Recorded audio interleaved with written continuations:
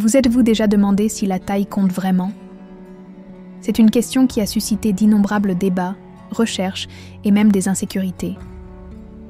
Mais si je vous disais qu'une personnalité célèbre a abordé ce sujet ouvertement, avec un point de vue surprenant? Liliane Fiorelli a affirmé que cette question n'a pas de réponse unique, car chaque femme a ses propres préférences et ressent le plaisir différemment. Certaines atteignent l'orgasme sans pénétration, uniquement par stimulation du clitoris. D'autres trouvent que la profondeur moyenne du vagin, qui tourne autour de 8 cm, est amplement suffisante. Et bien sûr, il y a celles qui préfèrent les grandes tailles. En d'autres termes, c'est une question relative qui dépend de nombreux facteurs. Maintenant, voyons dans quel contexte Liliane Fiorelli a fait cette déclaration et quelles en ont été les répercussions. Liliane Fiorelli n'a pas fait cette déclaration par hasard. La question de la taille a toujours été l'un des sujets les plus débattus lorsqu'il s'agit de plaisir et de compatibilité entre partenaires. Souvent, la société impose des standards qui ne correspondent pas toujours à la réalité. Lors d'une interview sur le plaisir féminin et les différentes façons dont les femmes vivent l'intimité, Liliane a souligné un point essentiel: toutes les femmes n'ont pas besoin de pénétration pour éprouver du plaisir.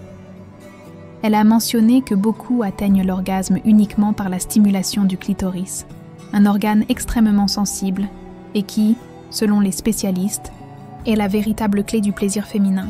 De plus, elle a évoqué un fait important sur l'anatomie féminine. La profondeur moyenne du vagin varie entre 7 et 10 cm, ce qui signifie que, pour de nombreuses femmes, la taille du partenaire n'est pas forcément un facteur déterminant. La déclaration de Liliane Fiorelli visait également à briser un grand tabou.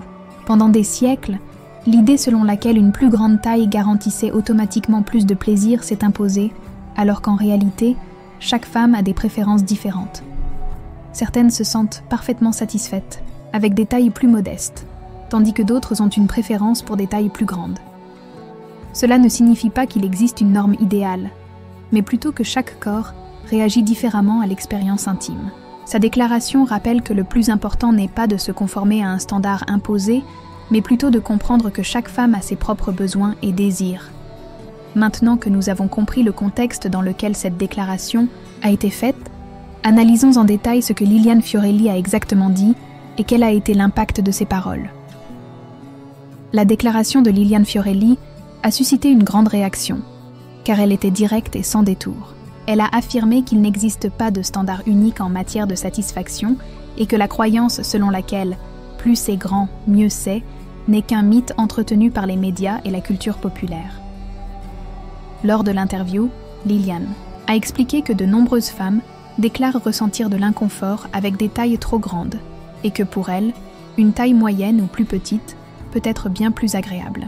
Elle a également souligné que le plaisir féminin est bien plus complexe qu'une simple question de taille, car il implique une connexion émotionnelle, des stimulations appropriées et même des facteurs psychologiques. De plus, elle a mis en avant un point fondamental. Le clitoris est le centre du plaisir féminin.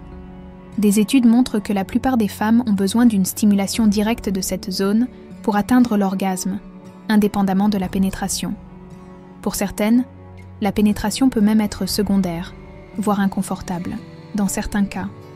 Cela signifie que se focaliser uniquement sur la taille revient à ignorer les véritables éléments qui rendent une relation satisfaisante.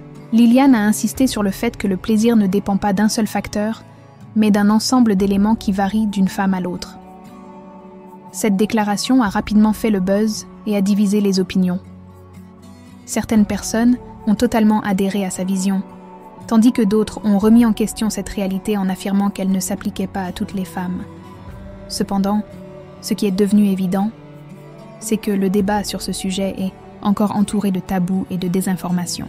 Dès que la déclaration de Liliane Fiorelli s'est répandue, les réseaux sociaux ont été inondés de débats enflammés.